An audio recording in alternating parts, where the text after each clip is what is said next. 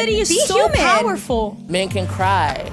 So it's okay to be weak. But I also think that a man who is confident enough to be vulnerable, that's hot. Since the beginning of time, pretty much every society and civilization, it was taught that men need to be physically strong, mentally strong. Men need to be the pillar for strength and physical strength for their society. This obviously not being very surprising due to the fact that on a balance of probabilities, men are going to be physically stronger and will have a better time suppressing and controlling their emotions than women. Now, this is not to say that there aren't physically strong women, mentally strong women, because there definitely is, but they're just not that common. When my grandmother died, my mom was absolutely devastated because her death came out of nowhere. It was unexpected. My father had to step up. He had to console her.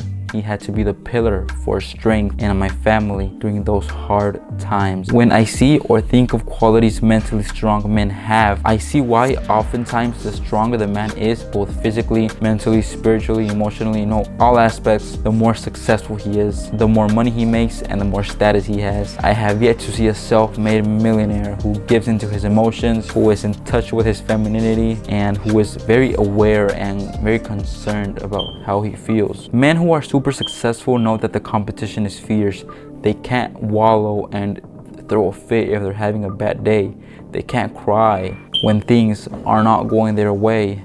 If something goes wrong, they take full responsibility, and by prayer and action, they fix their problems. If you are a man who takes a lot of importance for whatever reason, whether it is because you were taught to be emotional as a child, or maybe a friend or acquaintance told you that it was okay to outwardly show your emotions in a way that was very noticeable, I would strongly advise you to look into Stoicism, because realistically speaking, I see no benefit in being emotional rather than your friends or family just feeling pity for you. No one will truly respect the guy who lives his life crying and showing his emotions out for everyone to see. A very prevalent emotion us men have when things are not going our way is that we become very angry and resentful. We become frustrated and impatient. Did you know that men here in the US are 3 to 5 times more likely to commit suicide than women? 3 to 5 times more likely. Think about that for a second. The most common reasons men do this is because number 1, relationship breakdowns or divorces, and number 2, which when a man is younger, he can receive a lot of bullying. Like bullying in schools is also extremely prevalent and is something that should be, eliminated completely, because it serves no good, rather than just put a young man down. And when a young man is down, he can really, harm himself in a significant way. I've heard of numerous cases of rappers or celebrities committing suicide because their girlfriend left them. Imagine that. I've also heard of numerous cases of young men committing suicide because of bullying, which is, even more unfortunate. The fact of the matter is that men love way harder than women do, hence causing a lot of pain for men when the breakup comes around. But that's a discussion for a whole different video. If you want to avoid an excess of emotions being involved whenever a big decision comes around, whether it is a job opportunity, deciding who it is you want to marry, investment opportunities, etc., the best decision you can do is to adopt a rational thought process. Evaluate every single major choice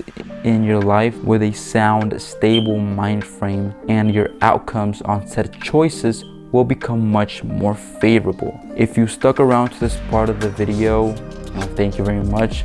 They're not very long videos, but I try to make them as informative as possible in under 5 minutes, because I feel like that's the right amount of time to explain a concept clearly. And if you don't understand what the message of the video is, just watch it over and over again until you get a good grasp of it. Anyways, I wanted to, for my faithful, viewers out there, to my religious viewers, here are some Bible verses that I really like to think about whenever I feel anxious, whenever I'm feeling fearful, whenever I'm feeling stressed, frustrated, angry. I love to think about these Bible verses, and they bring me a lot of calmness. The first one is, be strong and courageous. Do not be frightened or dismayed, because the Lord your God is with you wherever you go. The second one is, the name of the Lord is a strong tower. The righteous run into it and are safe. The third one is, but those who hope in the Lord will renew their strength. They will soar on wings like eagles. They will run and not grow weary. They will walk and not be faint. That last one is my favorite one. I also love Timothy 4:12. If you have time, search that one up. That one, I feel like that one is my favorite Bible verse of all time for right now, because I can resonate a lot with it. But yeah, guys, that's it for today's video. I hope you guys like, comment, and subscribe. Thank you very much for watching this video. And if you stuck around until the end of the video, thank you very much. I really appreciate that. Make sure to like, comment, and subscribe. And as always, thanks for watching. I'll see you next week, and bye-bye.